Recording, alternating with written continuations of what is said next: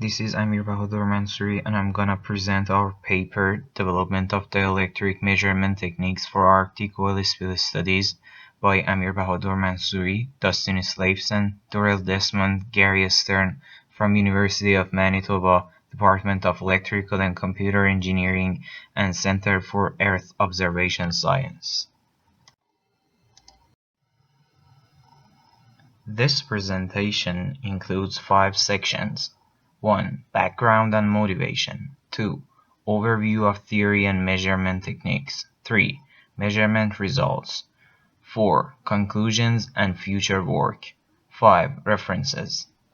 And also I'm gonna give you a summary of what we did. We created and verified procedures for measuring the dielectric of a small volume of oil. These results are needed to develop methods for detecting oil spills in ice-infiltrated Arctic waters.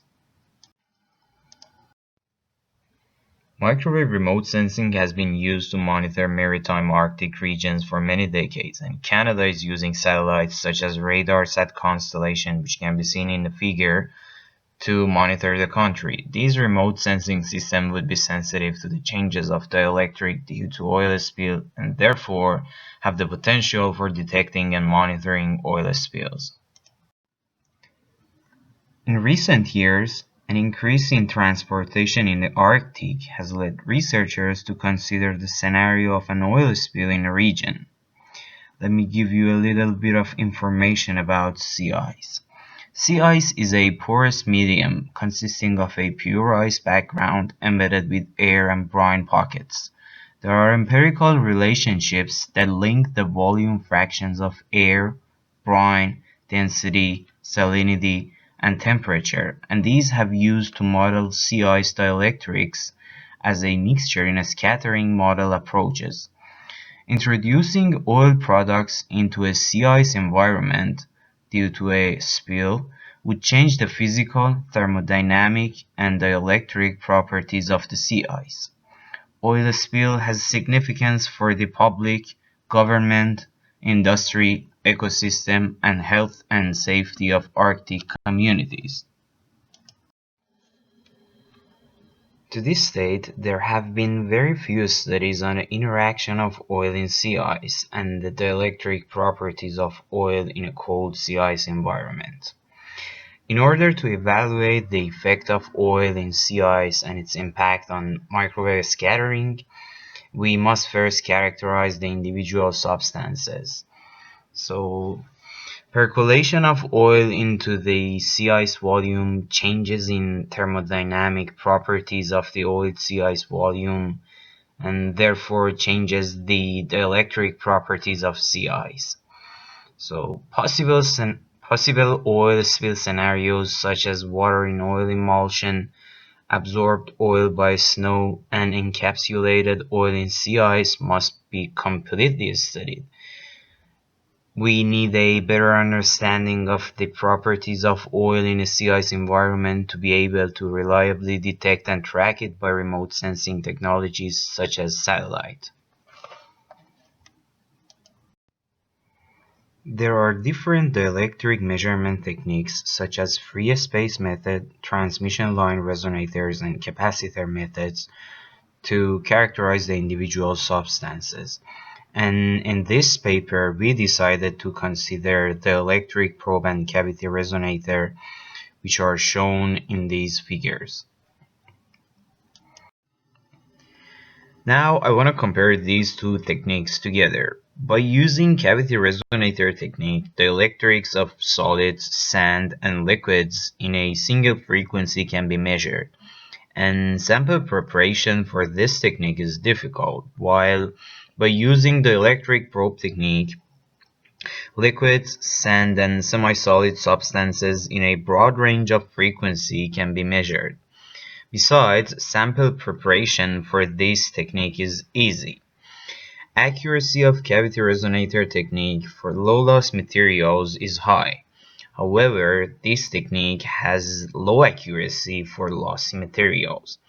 Cavity resonator technique needs a little amount of substance, typically less than 1 milliliter for measurement.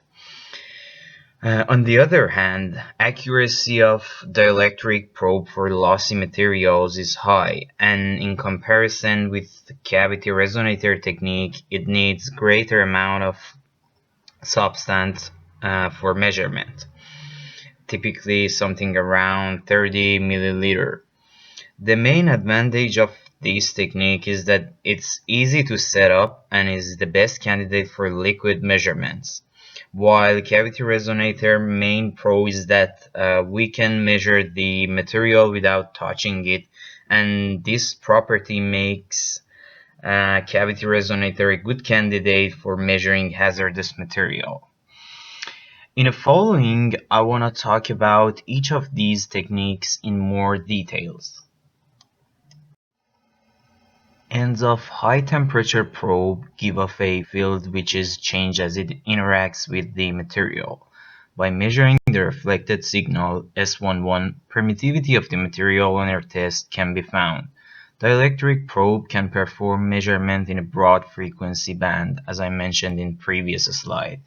It is also technique sensitive and may have erroneous results if air bubbles are at the interface between the probe and the material. We designed and constructed a cavity resonator using a section of copper WR187 waveguide terminated with copper end balls. The length of the cavity was selected as 100 mm in order to allow operation and measurement in the TE103 mode. The sample and the probe are 22.2 mm away from their respective end balls. All of these dimensions are shown in the top right hand side figure. By using HFSS, probe was adjusted so that the cavity is overcoupled when it has no materials inside and resonates at 5.5 GHz. Cavity resonator Smith chart is shown in the left-hand side figure in yellow. The middle figure demonstrates the HFSS simulation of the cavity, and TE103 operation mode is shown in the right-hand side figure.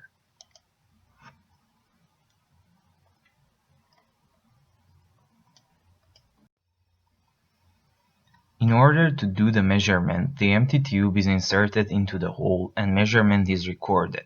Then, the experiment is repeated with the same tube, but this time filled with the material under test. There is a shift in resonance frequency of the cavity when the tube is filled compared to when empty. This shift can be seen in the figure. Standard design formulas, which are shown here, are used to derive the real and imaginary parts of the permittivity based on the measurement results. These formulas depend upon the volume of the cavity, volume of the inserted sample, length of the cavity, and quality factors of cavity when loaded and when empty. By now, I have introduced the two techniques, and now I'm gonna talk about measurement results and encountered challenges during measurement procedure. All measurements were conducted in a controlled laboratory environment at the University of Manitoba. Measurement setup for the two techniques includes Agilent Technology Vector Network Analyzer, SMA cable, Agilent Dielectric Probe Kit, C-band Cavity Resonator, SALT Calibration Kit, Fume Hood. I need to mention that SALT stands for Short Circuit Load, Open Circuit Load, Matched Load, and Through.